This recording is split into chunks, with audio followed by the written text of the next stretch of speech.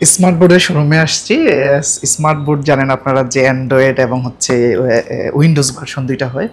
তো উইন্ডোজ ভার্সনে হচ্ছে আপনারা জানেন যে অনেক সময় আপডেট চায়। তো আমার পিসিতে আপডেট চেয়েছে, তো আপডেটের জন্য হচ্ছে আজকে মানে একদম যে ব্যাকবোনের যেই মেন শোরুম ঢাকাতে আসছি।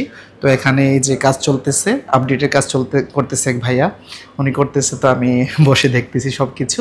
আসলে এডুকেশন সেক্টরে এই স্মার্ট বোর্ড একটা যথারীতি একটা আশীর্বাদ আমি বলবো। কারণ হচ্ছে কি, এই স্মার্ট বোর্ডের কারণে কিন্তু আমরা ক্লাসগুলো অনেক সুন্দর এবং প্রাণবন্ত করে কিন্তু আপনাদেরকে উপস্থাপন করতে পারছি।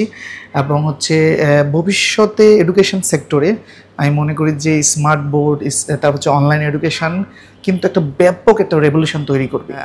আমার বিশ্বাস আজ থেকে 10 বছর পরে যত ধরনের শিক্ষা আছে প্রায় 50 থেকে 60% কিন্তু আসলে অনলাইন চলে আসবে।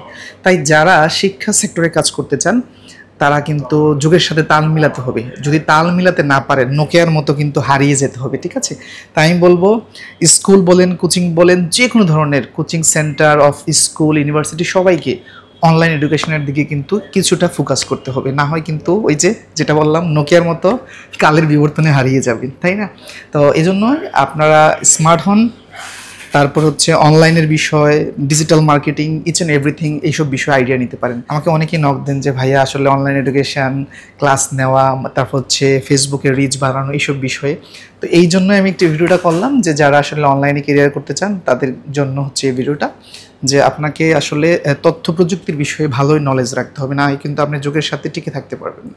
শিখতে থাকুন, সাথে থাকুন, আর যারা গণিত শিখতে চান আমাদের পেজে ফলো দিয়ে রাখুন। আল্লাহ হাফিজ।